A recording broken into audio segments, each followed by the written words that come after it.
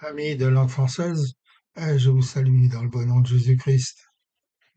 J'aimerais partager avec vous un passage de l'Écriture dans la Bible qui se trouve dans l'Évangile de Jean, chapitre 8, au verset 31 au verset 36. Et voici ce qu'il est écrit. Et il dit aux Juifs qui avaient cru en lui, si vous demeurez dans ma parole, vous êtes vraiment mes disciples. Vous connaîtrez la vérité vous affranchira. Ils lui répondirent, nous sommes de la postérité d'Abraham, et nous ne fûmes jamais esclaves de personne. Comment dis-tu, vous deviendrez libres? En vérité, je vous le dis, leur répliqua Jésus. Quiconque se livre au péché est esclave du péché. Or, l'esclave ne demeure pas toujours dans la maison, le Fils y demeure toujours. Si donc le Fils vous affranchit, vous serez réellement libres. Le 19 août 1944, dans la nuit, des résistants français avaient écrit sur les murs des maisons parisiennes. France, réveille-toi, la liberté est à ta porte. Et lorsque les forces françaises de libération entrèrent dans Paris, le six jours plus tard, quel moment joyeux et glorieux, quelle liesse parmi la foule jetant des fleurs aux soldats.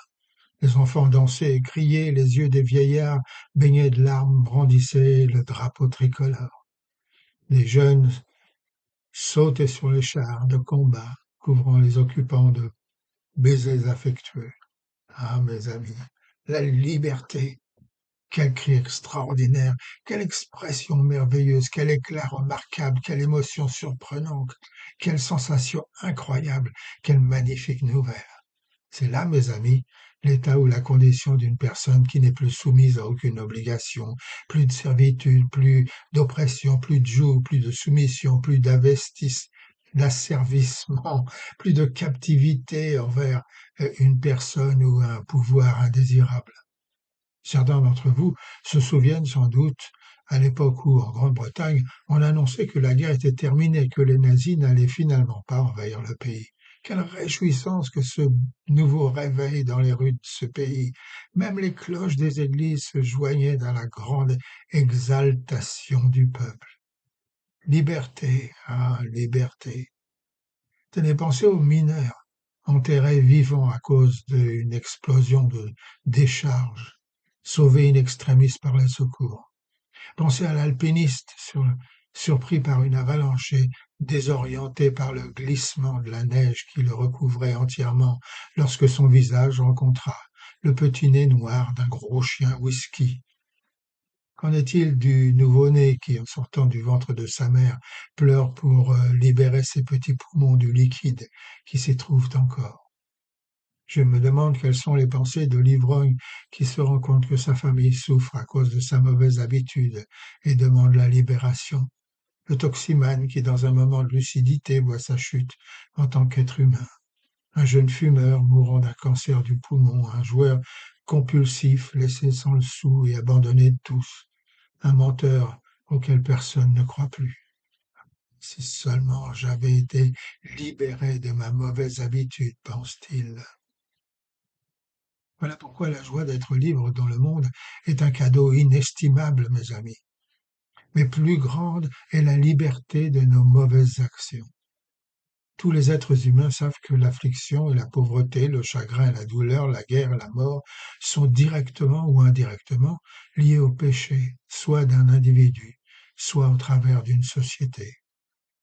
Si seulement j'avais été libre de la jalousie, pensa Caïn, se cachant de la présence de Dieu. Si seulement j'avais été libre de mon égoïsme et de mon orgueil, pensa King Saul qui avait tout et qui a tout perdu. Oh, si seulement j'avais été libéré de vouloir ce qui ne m'appartenait pas et d'aller jusqu'à tuer pour cela, pensa le roi David.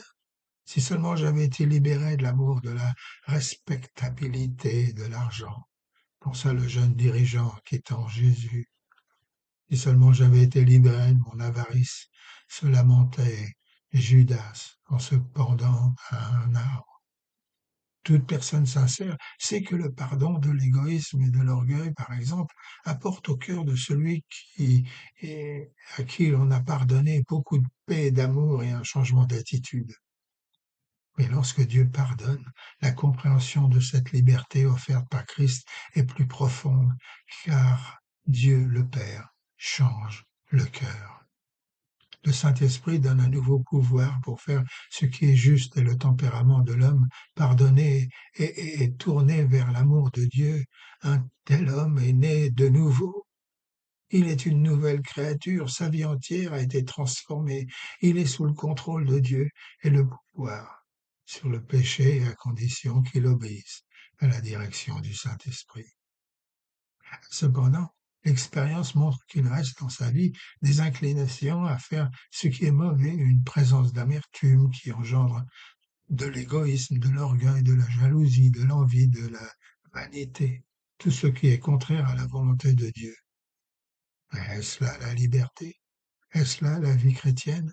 Sommes-nous vraiment libres comme Jésus le suggère dans Jean 8, chapitre 8, verset 35?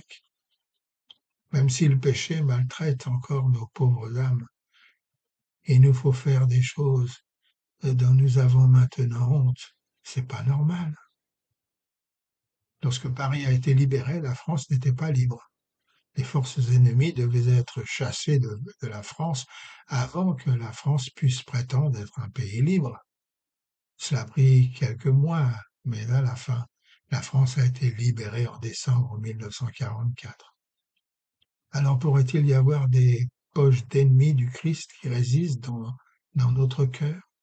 D'innombrables personnes, ce que le mal peut apporter dans la vie, et ils détestent cela. Ils le voient bien et ils luttent même contre cela. Mais sans Dieu, ils sont toujours sous le pouvoir du péché et sont forcés d'y obéir. Beaucoup essaient de prendre de bonnes résolutions, mais ils les cassent si vite. De nombreux chrétiens sont délivrés de la puissance du péché et grâce à l'amour de Dieu, ils sont capables de résister et de vaincre les péchés extérieurs. Mais le péché, la racine du péché existe toujours dans leur âme. Elle est là, présente, dans leur nature même, les empêchant d'être libres, vraiment libres. Si le péché dans votre vie vous dérange encore et que vous recherchez une délivrance complète, une purification intérieure, alors venez à Jésus, car il n'est pas votre protecteur dans le péché, mais votre protecteur du péché. De nombreux chrétiens, et parmi eux des salutistes, ont l'impression qu'une fois venus vers le Seigneur, cela est suffisant. Ils s'imaginent qu'une fois impliqués dans une église ou portent l'uniforme de l'armée du salut, ils sont en règle avec Dieu, ignorant qu'il, lui, nous appelle à être saints, libérés du péché et purs de cœur.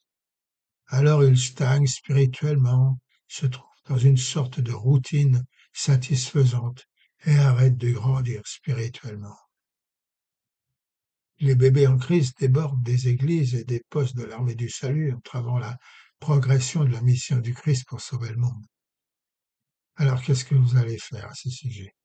Allez-vous désormais rechercher la sainteté de tout votre cœur en demandant au Christ de vous libérer, de délivrer de ces traces, de ces racines du péché en contradiction avec ce que par la grâce de Dieu vous devriez être, libre? Ou allez-vous vous contenter d'une vie de chrétien de second ordre, vous conduisant inévitablement à une récidive? Alors, réveille-toi, mon ami, la liberté est à ta porte. Dieu te garde, Dieu nous garde.